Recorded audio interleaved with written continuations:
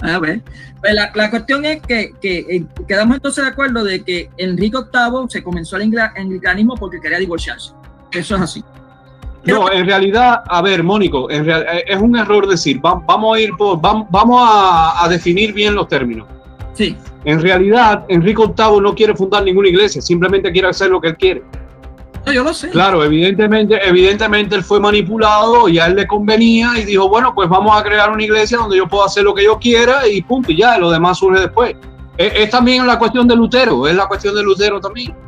Es decir, Martín Lutero, la cuestión de Martín Lutero no fue doctrinal. Martín Lutero, ya lo vuelvo a decir 1000 veces, los mejores himnos, los himnos más hermosos que alguien ha compuesto, la Virgen María, los compuso Lutero.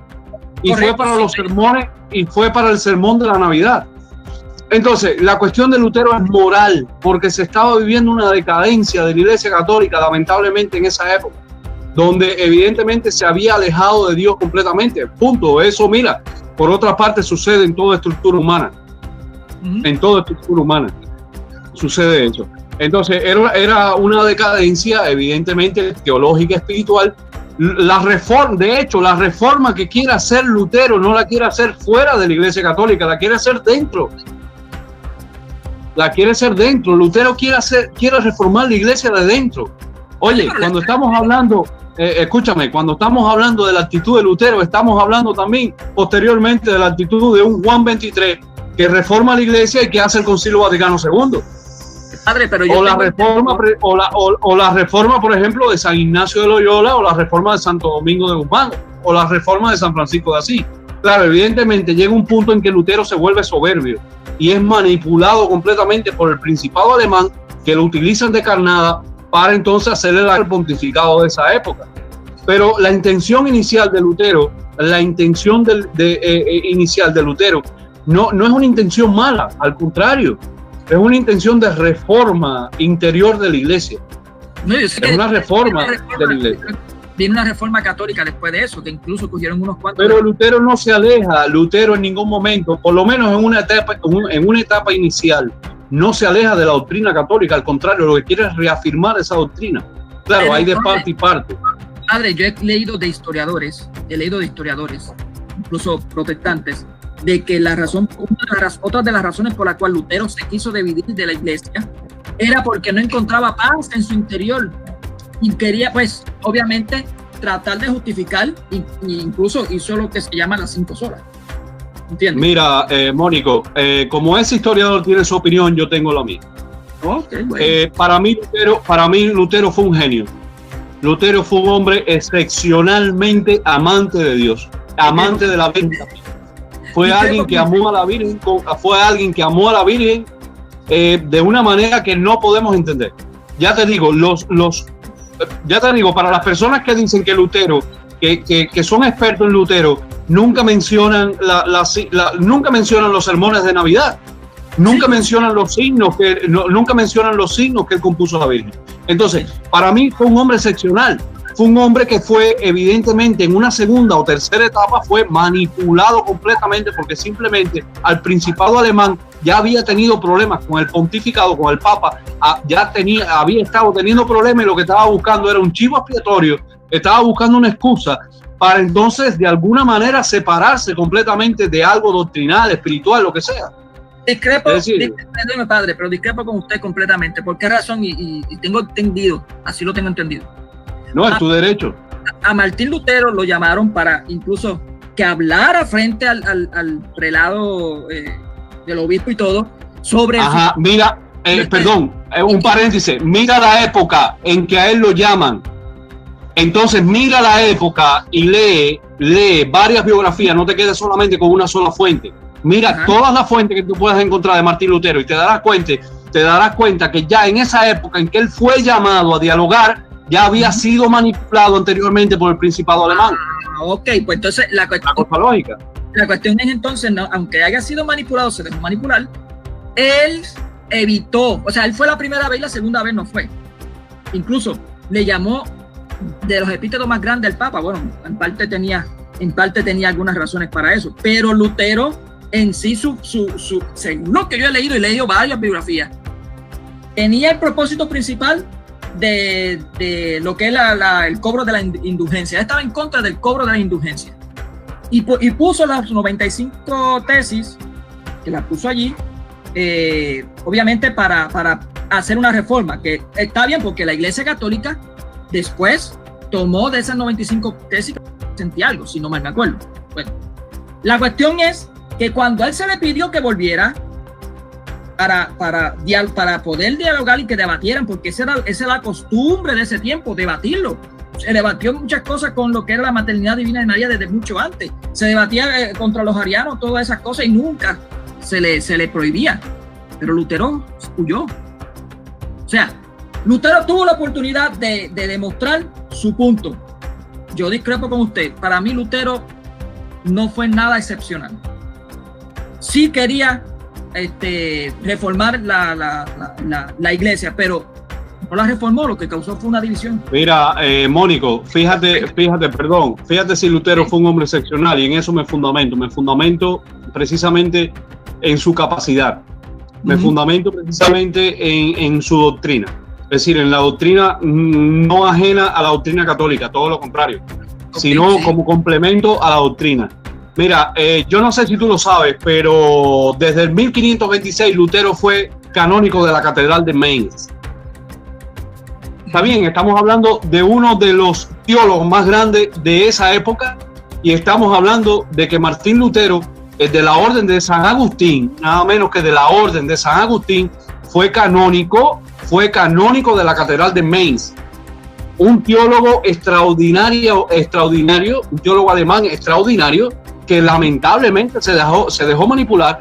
Pero oye, mira, eso depende como tú lo veas. Tú ves si tú ves la mediocridad de Lutero por la manipulación, yo la puedo ver de otra manera.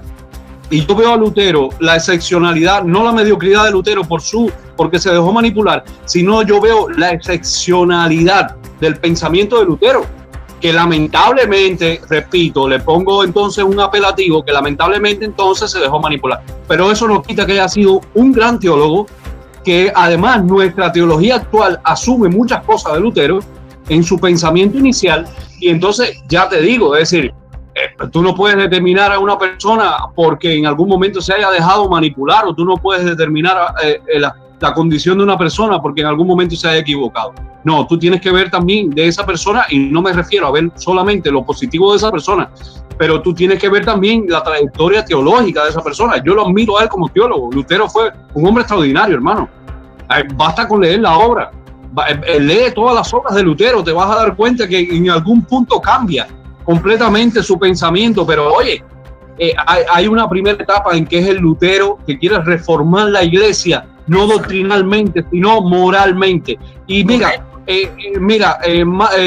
Mónico, no hay por qué esconder las cosas. En el tiempo de Lutero, evidentemente, habían barbaridades dentro de la iglesia, compadre. Habían barbaridades, y hay que reconocer que en los momentos más difíciles de nuestra iglesia es cuando más santos han existido. Oye, San Juan de la Cruz, por sus escritos, sus mismos hermanos lo metieron en una celda. Antiguamente los conventos se llamaban celda, los cuartos de los monjes se llamaban celda, todavía se llaman celda, los cartujos, los dominicos, los franciscanos, los capuchinos, en fin, esos cuartos se le llaman celda. Oye, estuvo recluido en su celda porque simplemente no se le entendían los escritos. ¿Quién es San Juan de la Cruz hoy? Un hombre admiradísimo. Pero San Agustín, oye, San Agustín fue muy cuestionado. Fue muy cuestionado después de su conversión. ¿Por qué? Porque había sido maniqueo, había sido San Agustín,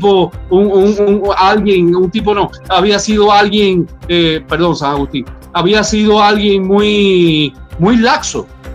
Un hombre que durante toda su vida había buscado la verdad y se había encontrado. No fue un pecador, que mucha gente lo miran como un hombre de eso de mundo, trotamundo. No fue un hombre trotamundo, pero sí fue un hombre que se enfrentó a muchas realidades que evidentemente hoy nos parecen un poco, chocantes.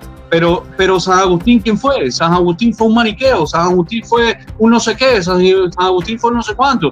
Entonces, claro, después de la conversión fue un hombre que fue juzgado, pero San Agustín, ¿quién es para nosotros San Agustín hoy? Oye, ¿quién fue Teilhard de Chardin en el siglo XXI? Los teólogos de la iglesia, Teilhard de Chardin, Karl Rahner, Henry de Lubac, fueron gente que fueron cuestionados por el Santo Oficio, por el cardenal Ottaviani, que era el prefecto para el Santo Oficio en esa época, y se le suspendió incluso de su cátedra por la teología que hacían, pero luego se le reivindicó. Y claro, evidentemente te das cuenta que el pensamiento es evolutivo. El pensamiento no es algo que se estanca, sino que el pensamiento es evolutivo. Pero padre, dime, sí. El pensamiento de Lutero no fue evolutivo, fue desvolutivo. Mónico, ¿me dejas decir algo? Sí, dígame, Betty. 5 minutos, padrecito. Primeramente quiero que me dé su bendición porque lo que voy a decir me va a excomulgar. Dios te bendiga, amigo. Si no me has excomulgado a mí, a ti tampoco. Bueno, mira, el padre tiene razón, pero también difiero en mucho con él. El padrecito está mencionando a los santos de la Iglesia Católica, como por ejemplo San Juan de la Cruz, pero yo voy a enriquecer todavía esto. ¿Sí se escucha? Sí, se escucha, vale. Ok, mire, esto va para padrecito Daniel. El padre tiene mucha razón cuando dice que Lutero fue un gran teólogo, muy culto. Eso yo estoy de acuerdo con él. Pero, por ejemplo, él está diciendo, y por ejemplo, o sea, mete al saco a los santos como Santa Teresita del Niño Jesús, que fueron, entre comillas, víctimas de la Inquisición. Esto quiere decir investigación por la Santa Iglesia Católica, y no fueron torturados ni muertos. O sea, aquí la diferencia, y que yo difiero con el padre, es esto. San Juan de la Cruz, todo lo que pasó, por ejemplo, San Agustín, que a veces diferían con la Iglesia Católica, la diferencia con el hereje de Martín Lutero es esta. Ellos nunca apostataron. Ahí tiene a San Francisco, padre de Asís. ¿Qué pasó? Se fue durante días caminando con el Papa y no lo trataron bien, o sea, bastante bien lo trataron. San Francisco de Asís sufrió para llegar a Roma y sufrió para que el Papa le hiciera caso.